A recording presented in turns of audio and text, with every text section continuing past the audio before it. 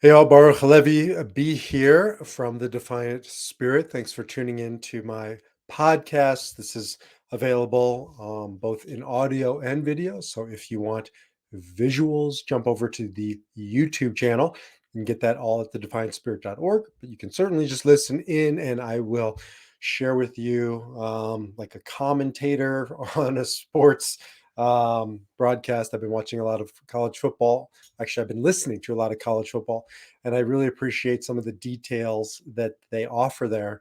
I'm listening on XM to my beloved Cornhuskers, Nebraska Cornhuskers, and Kansas Jayhawks. Both of them stink. Huskers stinking worse than the Jayhawks. But when I listen to them on XM, I get play-by-play detailed descriptions, and that's my point. That's what I'm going to share with you, but hopefully we'll fare better than both the Huskers and the Jayhawks. So this is not a sports podcast. That is the end of my sports passion, college football. That's it. It's almost over for the season, and then I don't watch sports again until the next season. But what I do watch is I watch some TV. That's one of my things, and I'll be doing a podcast here shortly on Ted Lasso. Just finished up Ted Lasso.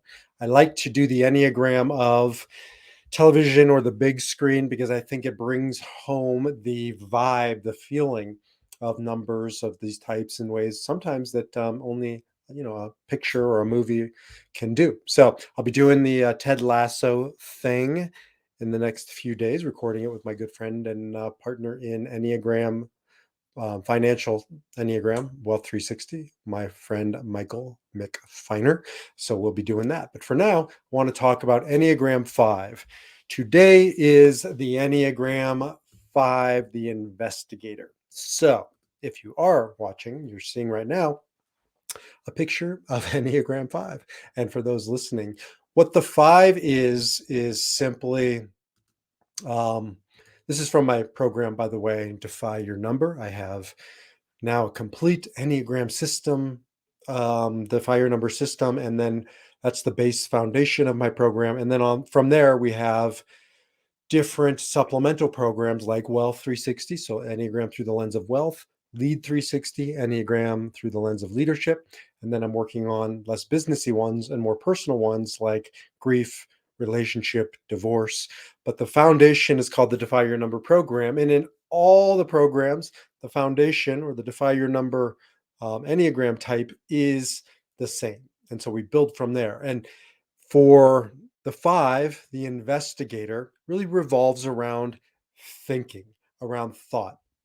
So Enneagram 5 is in the head triad. For those of you who know a little about the Enneagram, there are 3 triads. For those who don't, there are 3 triads of head, heart, and action or gut. We've talked about 1, 2, 3, 4 up until this point, formally going through each one week by week, both Defy Your Number based program and Wealth 360 with Mick. But the Enneagram 5 is the first one that we've gotten to that's in the head triad, because the head triad is 5, 6, and 7. And so the head types, the thinking types, really are exemplified. Is that the word I'm looking for? Embodied by the 5. 6 and 7 are thinking types, but they do something different with their thinking, whereas 5s are the deep thinkers. They truly engage thinking as their primary pathway through the world. Of course, we all have thinking going on, we all have access to thinking, but the 5s, for them, it is the primary MO, how they move about the world. So Enneagram 5s, I'm looking at a picture right now with some famous 5s. Let me read you some famous 5s because, again, I think pictures worth 1,000 words. So, Enneagram 5s, famous investigators, Anthony Hopkins, Daniel Day-Lewis, Peter Gabriel. If you listen to Peter Gabriel's music, but more importantly, if you watched his videos, if you grew up on them like I did, he really pioneered a new genre of music videos. I mean, watch like Big Time, and it's just very cerebral. So, even his music feels a little more heady than a little more gutty. Is that a word? Hearty. Um, Anthony Hopkins really seems to play fives in movies, just a much more cerebral kind of a character. Diane Sawyer, I think maybe she's an eight, but I have her down here as five. I don't know. Jodie Foster, very five-ish actress. Jane Goodall, of course, scientists. Many scientists are fives. I'd say disproportionately fives, maybe ones, but very much fives. Um, Julia Stiles, Eckhart Tolle. Any of you have listened to or read Eckhart? Um, Very five-ish. I mean, I'm going to do one of these days the self-help Enneagram types. So Tony Robbins would be a three, an achiever, just to give you some context. Eckhart Tolle would be the embodiment of the five. And if you love Eckhart Tolle, right, then you probably really resonate with this five-ish energy. Um, Stephen King, lots of not sci-fi, what's the word? Like horror novels, mystery novels written by five. So Alfred Hitchcock, Stephen King, anybody else down here? But um, who's the movie producer that probably should be down here? Stanley Kubrick, right? These are all five thinkers. Now, that's sort of the artsy side of five. Annie Leibovitz, of course, famous photographer, Michelle Pfeiffer, actress, Al Pacino, actor. But then there's the whole tech side of five. And I could spend an entire afternoon talking about the tech side of five. I'm going to probably do a standalone lead 360, the leadership business side of the fives, because here are three examples, but there are so many: Bill Gates, Mark Zuckerberg, Jack Dorsey. The list goes on and on. I would argue that half of Silicon Valley are fives, the technical side. Startups usually entail a tech side, at least the technology startup, which are most startups today, and a businessy side and an entrepreneurial side, which is probably more of a seven or an eight, three. So, but the tech side is oftentimes disproportionately fives. They are the they are built for the information era. They are really now in their prime. 30, 40 years ago, when I was coming of age, they were called the nerds. I think they still are called the nerds, but the same word has radically different connotations. Back in my day, Revenge of the Nerds, kind of this breakthrough movie and really positioned at a time when we were moving into the information era. And that movie, if you've seen it, if not, I love this movie, but I thought it was a little more child appropriate than it is. I rewatched it with my kids and all of them were fine with it, but my 11-year-old, I think it was a bit much. I kind of forgot some of the scenes. Anyways, it's a story, as I'm sure you've seen them. There's no spoiler alerts. It's like 30 years old. It's the Revenge of the Nerds, that this nerd mentality and the way they were treated, certainly in the prior to the 90s or 21st century, was very different than it is today, because today they are masters of information, of data, of technology. Um, Look at, well, like Zuckerberg here on the page. I mean, this guy has transformed the way we live and operate. Facebook and Instagram. He didn't invent Instagram, but still, Meta owns it.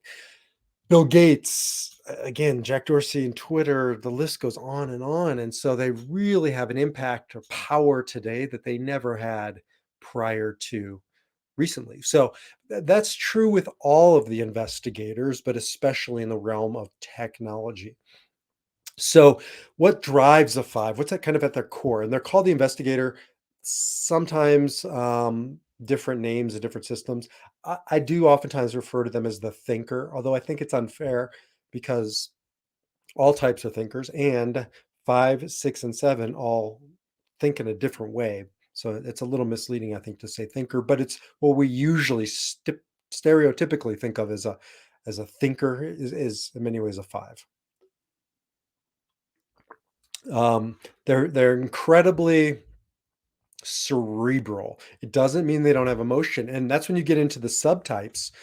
There are three subtypes. I'm not going to go.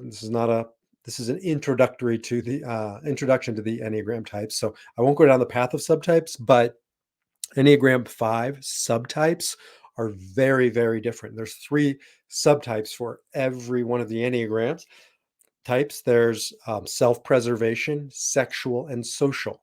And a self-preservation five and a sexual five are like night and day. Sometimes in with some Enneagram types, they're nuanced. So like a self-preservation nine and a sexual nine aren't worlds apart, but a sexual nine and a self-preservation five are some ways worlds apart.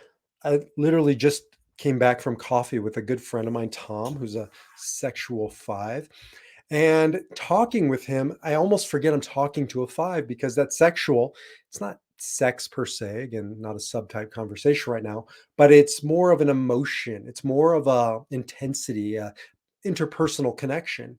And so, he could pass as some of the more emotional types, maybe a four, but he's a five. And that's that sexual subtype really makes it look very different. When we talk about, kind of traditional fives, I'm thinking more of kind of Mark Zuckerberg land, a little more heady, a little less emotional, but all fives have access to emotion. And we'll talk about how they get there because it's very different than the other types. Um, but they lead with thinking. They process the world through thinking. Does it make sense to you? Is something I would say to a five. I wouldn't say that to a two or a four, the emotional types, but to a five. Does that make sense? Because if it doesn't make sense, if the architecture doesn't play out in their head, then you can't have the engineering. You have to have the architecture to make sense for a five, especially all head types, but especially a five. Now I'm an eight. I'm a challenger. So does it make sense? I don't know. Does it matter? I'm going to take action anyways, right? Resonate. Does it resonate for you? Eight, nine, and one, the body types. Do you feel that? Two, three, and four. Do you feel that? Especially two and four. So for five, does it make sense? They have an insatiable brain. We all are, all human beings are hungry for knowledge. We take in tremendous amounts of information all day, every day. Fives need it. It's like oxygen to their system. And so thinking that leads them to a curiosity I find in fives that oftentimes isn't always there in other types. And so this thinking, this processing, this curiosity. I'm reading the slide for those of you listening. Here's my play-by-play. Thinking objectivity. There's healthy and unhealthy objectivity for fives. Fives can make great therapists. Fives certainly can make great scientists when you're looking for somebody who's better able to delineate from feeling emotion versus thinking clarity rational. Because oftentimes, we need a therapist, we need an outside person to witness our life, to give us clarity, to get rid of some of the drama, some of the noise. So, like Eckhart Tolle really talks a lot about going beyond the drama, the emotion, and getting into the kind of the clarity and the truth of something. Another five-ish teacher, I just blanked on her name. Is it true? Though some of you will know. God, I quote her all the time. I love her work. Byron Katie. She's a self-helper that I would probably say is a five. And she really gets into this concept of pure fiveness in your situations, getting rid of emotion altogether. Is it true that nobody likes me, everybody hates me? I should go eat some worms. Remember that? Is it true? Well, no, like most people hate me, but some people like me. I hope that's more than true. um, Challenging these emotional, irrational beliefs and statements and worldviews. Is it true? So this objectivity, fives have a better shot at objectivity than non-fives, and it can be a superpower in dealing in realms that some of us just get lost in, the emotion, the mess, the chaos. Fives are well suited for finance, as an example, where I want my financial planner to have an objectivity that I don't necessarily want my partner to have, or, you know, I don't know, whatever. But my financial planner, Michael Feiner, is a 3. He's a self-preservation 3, which can look a lot like a 5. So 5s and 3s, certainly self-preservation 3s and 1s, have an objectivity to them like none of the other types, and especially of all of them, 5. So able to really discern between, that kind of false true, what's fact, what's fiction, what's drama, what's, essential, what's true. Um, Clarity. 5s that I know have just this clarity, this worldview. Now, it can be challenging because the world's a messy place. Relationships are messy, and sometimes 5s can get tripped up in the complexity of life. 5s and 1s, for me, are one of the kind of mistypes that I have a hard time with until I can really put them into the right camp. They can look very similar. For example, some people say Elon Musk is a 5. I think he's a 1. This isn't a one conversation, so I'm not going to go down that path. But I could see the case for a 5. Same with Warren Buffett. Oftentimes people will say he's a 1. I think he's a 5. Having read quite a few books about Warren Buffett and listened to many podcasts and grown up a mile and a half away. He was in Omaha, Nebraska. He was very much kind of a part of my childhood, or certainly when I was, a young adult. And I thought, long and hard about Warren Buffett. I think he's a 5 because there's a dispassionate quality to Warren Buffett that I don't think Elon Musk has. And 5s can be incredibly dispassionate, cool, calm, collected. Now I understand the reason why you'd put Buffett into a 1, because there is a methodical nature, but 5s can have that too. And I think there is a distance for for Buffett that I don't see in Musk as examples. Now that gets us into some of the, I don't know, the darker sides of this particular type. Every type has a light and a shadow. It says in the Talmud, the greater the person, the longer the taller the person, the longer the shadow. So, the tallness of 5 stands tall, heads and shoulders above the rest in certain areas, and that casts a long shadow. So let's get into some of the shadow stuff. Before we do, if you're looking, you already see this. If you don't, I have on every page of my system, of Defy Your Number system. When you engage me and you buy it, you'll see for yourself. There's fun stuff. There's kind of more dry, cerebral, the nuts and bolts stuff. Really try and keep it lively and mix it up. On this page, we're looking at if 5s were an animal, a country, and a profession. So if 5s were an animal, I have down here, 5s are owlish, or owls are 5ish. I guess it can't be owlish. So 5ish animal is an owl. Why? Because, for obvious reasons, right? They're discerning, they're distant, they look down from above. Their eyes are the biggest feature on them, taking it all in, taking in more than they're giving out. Sort of in the background, if you've ever been near an owl, like out in the woods, you can just walk past them and they're watching you, but you don't even know they're there. It's like this distance thing that's hard to describe, but very 5ish. A country, I have Finland. This is not hard and fast rules, but my best guess and looking at other people's systems. But I think the Finnish are known to be analytical, sort of unemotional, very precise, precision. Um, so I think that's a very 5ish country. And profession, well, tech, like tech, tech, tech, tech.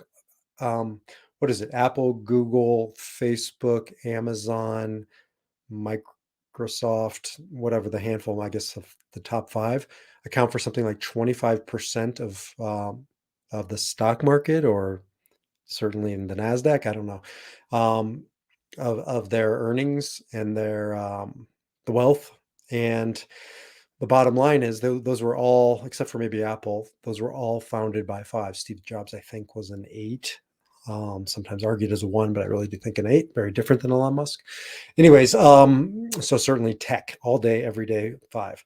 Okay, so what drives a 5? And on this page 2 of the Defy Your Number program, you'll see for yourself. I'm not giving away the house here. There's 45 pages per type, or something like that. So these are substantial ebooks, and soon there'll be videos to accompany them and workbooks. But on page 2 here, the foundational components of a 5. So idealized self. That's how they, it's not necessarily conscious. It's what's playing in the back of their mind. Remember back in the day, tapes before fives came along and turned them into CDs and then into MP3s, um, or even prior to that, records. The record kind of on skip. I am knowledgeable. I understand. This is always going through the back of a five's head. I understand what's happening. I'm in control. I'm control of my thinking, my understanding, and that's how I navigate the world. My resources. This is a big piece for fives to control. Excuse me.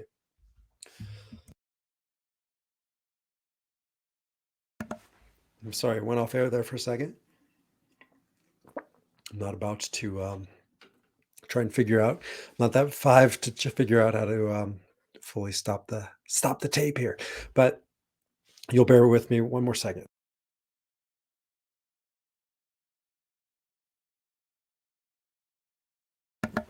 We're back. Okay. Fives always conserving their resources. So fives are a conservative type. Doesn't necessarily translate politically. I have no idea, no data for that, but it definitely translates in the way they move about the world. Because what does it mean to be conservative, to conserve, to hold back, to pull back? Five is part of the there's many different triads, and they're part of a triad of how they get their needs met, how they move through the world, the withdrawn group. So they withdraw. Fours, fives, and nines are part of this withdrawing triad. It doesn't mean they are withdrawn or they're what's the word, introverted, although fives tend towards introversion, but you can break through some of that with the subtypes. But there's a pulling back quality because look, they're so freaking smart that they have a deep sense of self-reliance, of autonomy, like many other types do not have. I would argue that five is perhaps top one or two of the most self-reliant types. Maybe eight and five would be tied for self-reliance, because fives, they just know what they're doing, at least in theory, at least in the ivory tower, at least until the rubber meets the road. Real life wisdom may be very different for them, may be much harder. Wisdom and knowledge, that's the difference between the five and then every other type, because five, I do believe, has higher IQ, certainly higher capacity for information, but information isn't wisdom. It's just potential wisdom. Knowledge plus life experience equals wisdom. And so one of the challenges for a five, a big challenge, is that they may be living from the neck up. Well, I heard it once said that some fives kind of treat their body like it's here to carry around their head, like it's secondary, and that the brain and the processing of information is their primary reason for being. Now, I don't think most fives necessarily know this. It's just how they end up on autopilot, reacting, living unconsciously in life. And so the work really of a five is to shift, for those of you looking at the video, right, to shift from head to heart, or head to gut, to action. And that can be a very difficult thing for a five, because the world of action, the world of heart, is messy.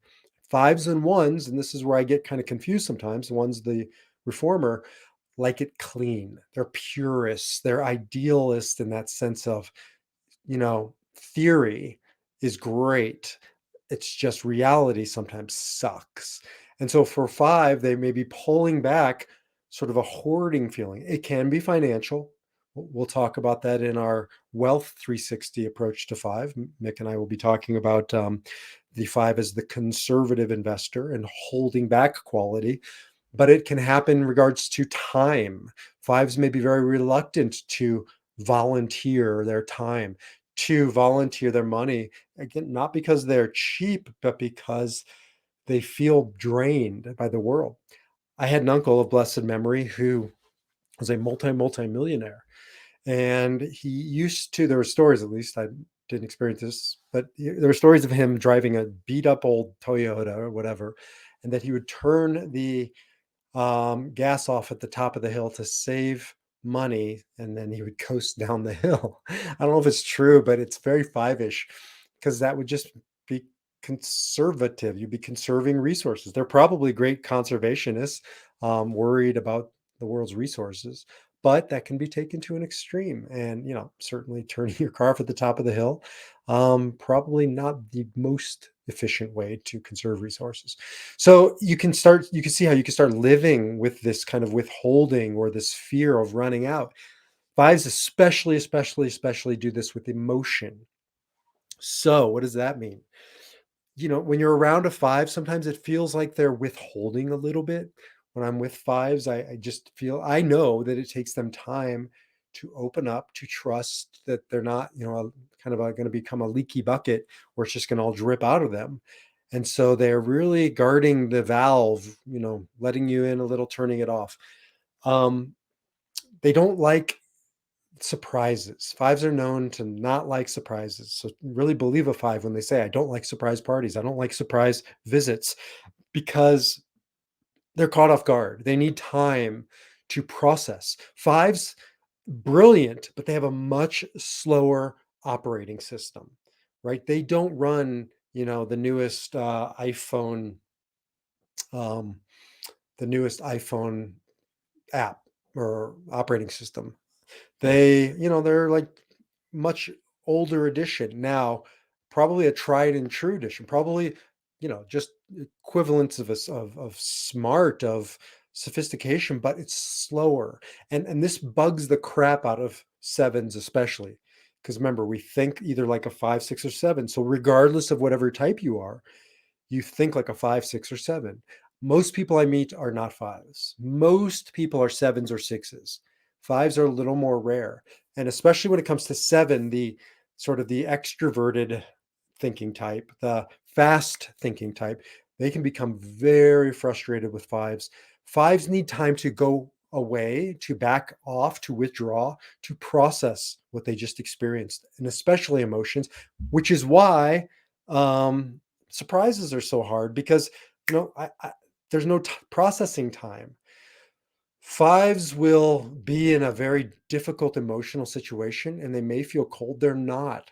They go away, they process their everything slowly, but especially emotion, and then they come back. They just need time to digest. So if you have fives in your life, give them space, give them time. Of all types, they need space more than any other type. They can't breathe when you're on top of them intellectually, when you're demanding too much from them too quickly.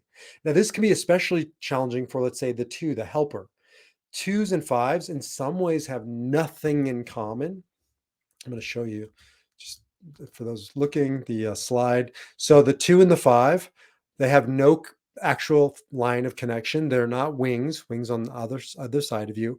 They're I can't even think if they're a part of any triads. I think they are one triad. I'm just blanking on which, but hardly any connection. Now you can get there through the eight, and that's another conversation. But interestingly, fives and twos probably have one of the most frequent set of marriages of all the Enneagram types.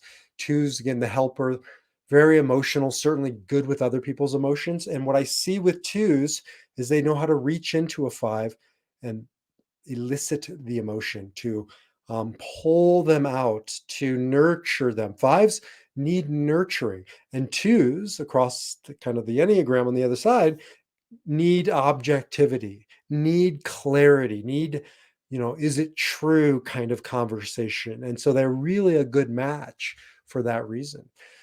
Fives, however, you can twos, I've seen unhealthy or reactive twos and or reactive fives inundate each other. It just can be so much for a five that they can't breathe, and so they go away from their feelings. I'm going to end with this, try and keep them around a half hour. The work of a five is to feel the feelings. Fives feel deeply, but they have a hard time accessing them and learning how to access it. For those of you looking, those of you not looking, I'm showing again the Enneagram picture. And there's only one gap in the Enneagram. If you look at it later on, if you're listening, you'll see between 5 and 4, there's a big gap. Everywhere else, of course, there's a little gap, but there's lines coming out of it, there's connectivity. But this big gap is between 5 and 4. Why? Because this is the bottom of the Enneagram. This is the more darker, complex, intricate side of the Enneagram. 9 is much lighter in energy, the lightest energy, if you will, and 5 + 4 = 9, really dividing up this more complex shadow side of the 9. Well, 4 takes on the complexity, the darker side of emotion. 5 takes on the complexity, the darker side of thinking. And so bridging this gap is the biggest gap to bridge in all the Enneagram and in life. To go from head to heart or heart to head is a massive, massive journey, especially when you're a pure thinker like a 5 or a pure feeler like a 4. So these are like concentrate expressions of each: feeling for the 4s, thinking for the 5s. To make that journey is the work of the 5. To go from head to heart, we need both. We live in a world that tends to celebrate this or that, either or, and we need a both and reality, a both and world, and we need that 5 energy in our lives. For those of us who are not, um, intellect dominant, we are, feeling dominant, or gut dominant, action dominant. And for 5s, we need to be able to cultivate more feeling, to feel our feelings. I'm not going to go any further than this on the slides. It's just really the first and second slide, and it gives you just enough of what you need to know about the 5.